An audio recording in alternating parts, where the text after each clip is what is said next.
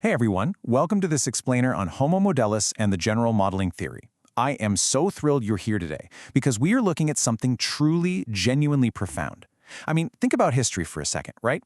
Every single historical era is remembered, not just by its wars or its big inventions, but by a massive, paradigm-shifting question. A question that completely flipped the way humanity understood itself and its place in the universe. Like, why do objects fall? Centuries ago, that one simple question completely shattered our view of the cosmos. It literally drove the creation of physics, astronomy, and our entire mechanical understanding of the world. Then we kind of turned our gaze inward, asking, what is life? This question built the absolute foundations of biology, of medicine, and our entire grasp of the organic world around us. And then came, how does evolution work? That one pushed our intellectual suspense even further, placing humanity right inside this vast, awe-inspiring historical context of natural selection and deep time. Which brings us to, what is intelligence? This is the modern era's absolute obsession with the mind. We've spent decades trying to decode cognition, which led directly to the digital revolution. But, well, here's the thing. While the whole world has been hyper-focused on intelligence, one absolutely brilliant thinker realized something. He realized we might actually be asking the wrong question if we want to truly understand the next great intellectual leap. Okay, let's dive into this. Part 1. The Interdisciplinary Visionary, Dr. Shin-Chel Kang's Quest. So, to really grasp this next leap, we have to look at Dr. Kang. He is this era-defining visionary who basically stepped back from all the crowded, noisy conversations of our time to ask a completely new kind of question. And I really want you to consider the profound weight of this inquiry. What is the fundamental process through which humans create everything they know, imagine, and build? Think about that. He isn't just asking how we think, he is asking how we generate reality itself. This is Dr. Kang's ultimate revolutionary inquiry into human nature. And honestly, it is hard to overstate the sheer intellectual greatness of Dr. Kang's approach here.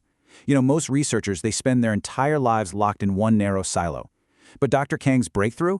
It's the direct result of just incredibly extensive reading and profound contemplation across radically diverse fields.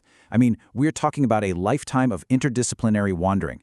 He crossed the boundaries of management information systems, sociology, rigorous science, deep philosophy, and even the boundless creativity of art and design.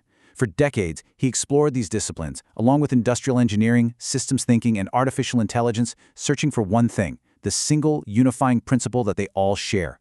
And that singular epiphany brings us to Part 2, General Modeling Theory, the Universal Language of Creation. So the crucial point is this: General Modeling Theory, or GMT for short. According to Dr. Kang, the defining characteristic of humanity actually isn't just intelligence, and it isn't just language. No, it's this very specific ability to intentionally construct models and then transform those models into reality. It's a completely deliberate, constructive process. To really see the expressions of human modeling, think about it like this. On the surface, what does a business strategy actually have in common with a painting? Or, say, a scientific theory with a social institution? It sounds like a riddle, right? But Kang realized that all of these seemingly totally separate domains are actually expressions of the exact same fundamental human capacity, which is modeling. An engineering design, that's just a model of a bridge before it's built. A work of art, it's a model of an artist's emotion or perspective. Even our most advanced AI systems are, at their core, models. They literally all originate from the exact same human capability. And this realization requires a massive, ground-up shift in how we view ourselves as a species, bringing us to Part 3. Enter Homo Modellus, the next stage of human evolution. Notice the profound contrast here. For centuries, we have called ourselves Homo sapiens, the wise human. But if you think about it, wisdom is kind of static. It describes something we just possess. Kang introduces this incredibly bold new concept instead, Homo Modellus, the modeling human. And the beauty of this is that it doesn't replace Homo sapiens, it upgrades it. It extends our understanding from the passive nature of merely possessing wisdom to the active, dynamic, creative reality of what we actually do. We are the species that models. And man, this is where you really see the power of Homo Modellus, because it is strictly through this active modeling that we can imagine futures that literally do not yet exist. We use models to communicate completely invisible ideas to one another. We use them to solve just overwhelmingly complex problems and ultimately to reshape both society and nature itself. Modeling isn't just some handy tool we use. It is the fundamental, absolute core way we interact with the universe. So let's look at how this builds into arguably the most urgent topic of our era in Part 4, the future of creation, modeling in the age of AI. Right now, as we all know, generative AI is beginning to model language, incredible images, software, and even complex scientific knowledge. But here is the real kicker.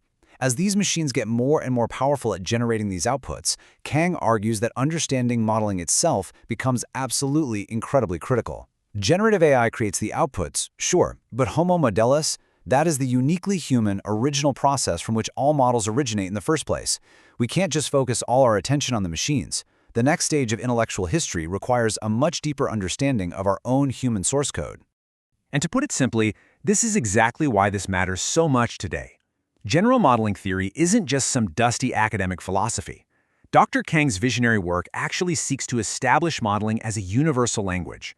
Instead of just offering up yet another specialized, niche framework, GMT proposes a common conceptual foundation. It's literally designed to unite completely different disciplines. We're talking science, engineering, business, education, design, and the humanities, bringing them all together so they can communicate, collaborate, and evolve together seamlessly.